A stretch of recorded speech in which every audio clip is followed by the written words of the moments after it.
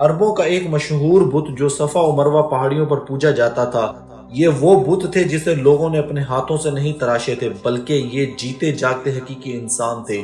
انہوں نے خانہ کعبہ کے اندر ایسا کیا جرم کیا تھا جس کی وجہ سے اللہ نے انہیں ایسا خوفناک عذاب دیا جو آنے والوں کے لیے عبرت کی نشانی بن گئی۔ جب سے خانہ کعبہ تعمیر ہوا تب سے لے کر اب تک جس نے بھی بیت اللہ کی بے حرمتی کی یا بے حرمتی کرنے کی کوشش کی تو اللہ نے ان کا وہ حشر کیا کہ رہتی دنیا تک عبرت کا نشان بن کر رہ گئے، پھر چاہے وہ دنیا کا طاقتور بادشاہ ابرہا اور اس کے ہاتھیوں کا لشکر ہی کیوں نہ ہو۔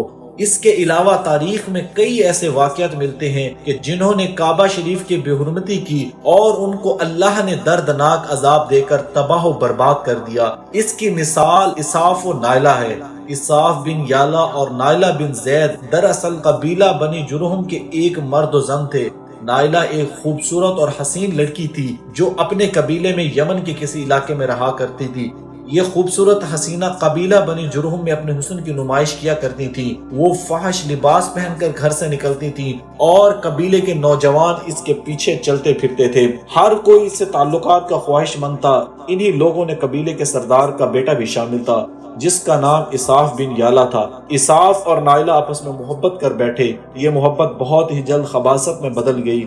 انہوں نے آپس میں ناجائز تعلقات قائم کر لیے اور جب کبھی موقع ملتا تو دونوں زنا میں مشغول ہو جاتے۔ اس طرح یہ سلسلہ یوں ہی چلتا رہا۔ جب ان کے گھر والوں کو اس کا علم ہوا تو وہ ان کے خلاف ہو گئے، جس سے ان کو ملنے پر پابندی لگا دی گئی۔ ایک دفعہ کا واقعہ ہے کہ بنی جرہم کا ایک قافلہ حج کرنے کے لیے مکہ کے لیے روانہ ہوا تو یہ دونوں بھی اس قافلے کے ساتھ حج کے لیے چل دیے۔ قافلہ مکہ پہنچا اور یہ حج کے ایام تھے۔ انہی دنوں کا واقعہ ہے کہ ایک روز کعبہ میں لوگوں کی تعداد بہت ہی کم تھی اور آس پاس کوئی بھی موجود نہ تھا، لہٰذا شیطان نے ان کے دلوں میں وسوسہ ڈالنا شروع کر دیا۔ وہ دونوں خانہ کعبہ میں داخل ہو گئے اور اس تنہائی کے عالم میں زنا کرنے لگے۔ ان کی اس خباثت اور کعبہ کی بے حرمتی پر زمین اور آسمان کانپ اٹھا، سمندر کی موجیں جوش مارنے لگیں اور اللہ کی طرف سے عذاب نازل ہو گیا۔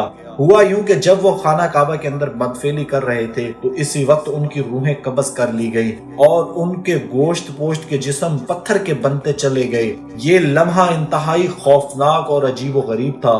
دو زندہ انسان عذاب الہی کے تحت اب پتھر کے بن چکے تھے۔ کچھ دیر بعد جب بنی جرہم کے لوگ کعبہ کے قریب آئے اور بیت اللہ کے دروازے کو کھولا تو دونوں بدبخت برہنہ حالت میں پتھر بنے کھڑے تھے۔ وہ یہ سمجھ گئے کہ یہ خبیث اللہ کے مقدس گھر میں کسی جرم کا ارتکاب کر رہے تھے۔ لوگوں نے دونوں کے مجسموں کو اٹھایا اور باہر لا کر زمین میں گاڑ کر انہیں کھڑا کر دیا تاکہ یہ لوگوں کے لیے عبرت کا نشان بنا رہے۔ کچھ دن گزرنے کے بعد مکہ کے لوگوں نے اساف کے بت کو اٹھا کر کوہ صفا کے مقام پر رکھ دیا اور نائلہ کے بت کو اٹھا کر کوہ مروہ کے مقام پر رکھ دیا، اور ان کی سزا یہ تجویز کی گئی کہ جو شخص بھی صفا مروہ پر جائے وہ ان دونوں بتوں کو ایک ایک جوتا مارے۔ ایک دو نسلوں تک یہی عمل جاری رہا، پھر لوگوں نے انہیں جوتے کے بجائے تھپڑ مارنا شروع کر دیے اور کچھ نسلوں بعد لوگ انہیں صرف ہاتھ لگایا کرتے تھے۔ اس طرح وقت گزرنے کے ساتھ لوگوں نے ان سے عبرت حاصل کرنا کم اور ان کی تعظیم زیادہ کرنے لگے، یہاں تک کہ ایک وقت ایسا آیا کہ عربوں نے جاہلیت کی بنا پر ان کو محبت کی علامت قرار دینا شروع کر دیا اور قبیلوں میں ان دونوں کے عشق کی داستانوں کو فخر سے بیان کیا جانے لگا۔ آہستہ آہستہ یہ محبت کی دیوی اور دیوتا قرار پائے۔ 5ویں صدی تک اساف اور نائلہ کے اس بت کو عربوں کے بڑے بتوں میں شمار کیا جاتا تھا جن کے آگے لوگ سجدہ کیا کرتے تھے اور قربانی بھی چڑھاتے تھے۔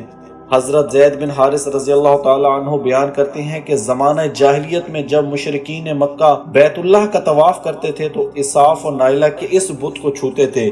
میں ایک دفعہ رسول صلی اللہ علیہ وآلہ وسلم کے ساتھ بیت اللہ کا طواف کر رہا تھا، لہٰذا جب میں ان بتوں کے پاس سے گزرا تو ان کو چھوا۔ اس پر آپ صلی اللہ علیہ وآلہ وسلم نے مجھ کو ان بتوں کو چھونے سے منع کیا۔ میں نے اپنے دل میں کہا کہ دیکھو تو صحیح کہ چھونے سے کیا ہوتا ہے، اس لیے دوبارہ ان کو چھوا۔ آپ صلی اللہ علیہ وآلہ وسلم نے دوبارہ ذرا سختی سے منع کرتے ہوئے فرمایا، کیا تم کو منع نہیں کیا تھا؟ حضرت زید فرماتے ہیں کہ اللہ کی قسم اس کے بعد کبھی کس بت کو میں نے ہاتھ نہیں لگایا۔ میں قسم کھا کر کہتا ہوں کہ نبی صلی اللہ علیہ وآلہ وسلم کبھی کسی بت کو نہیں چھوا تھا۔ یہاں تک کہ اللہ نے آپ کو نبوت عطا فرما دی اور آپ پر وحی نازل ہونے لگی۔ ایک دن رشد و ہدایت کا ایک سورج طلوع ہوا جس سے یہ پورا خطہ جگمگا اٹھا۔ حضور پاک صلی اللہ علیہ وآلہ وسلم نبوت کے عہدے پر فائز ہوئے۔ آپ صلی اللہ علیہ وآلہ وسلم نے دعوت و تبلیغ کا کام شروع کیا۔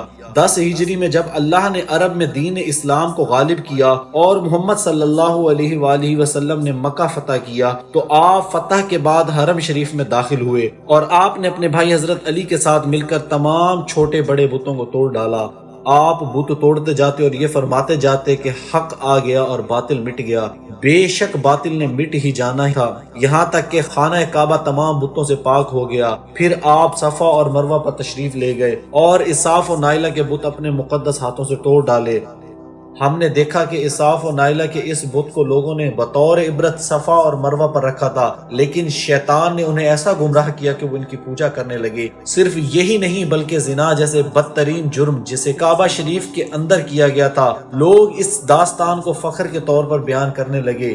ہونا تو یہ چاہیے تھا کہ ان کی اس بدفعلی پر لعنت کی جاتی، لیکن عربوں نے اس گناہ کو داستان عشق بنا دیا اور اساف و نائلہ کو ایک رول ماڈل کے طور پر پیش کرنے لگے۔ بالکل اسی طرح آج کے اس فتنے بھرے دور میں یہی کچھ حالات نظر آتے ہیں، جہاں اگر کوئی شخص کسی طرح کا سنگین جرم کرے تو لوگ اسے ہیرو کی طرح بطور نمونہ پیش کرتے ہیں۔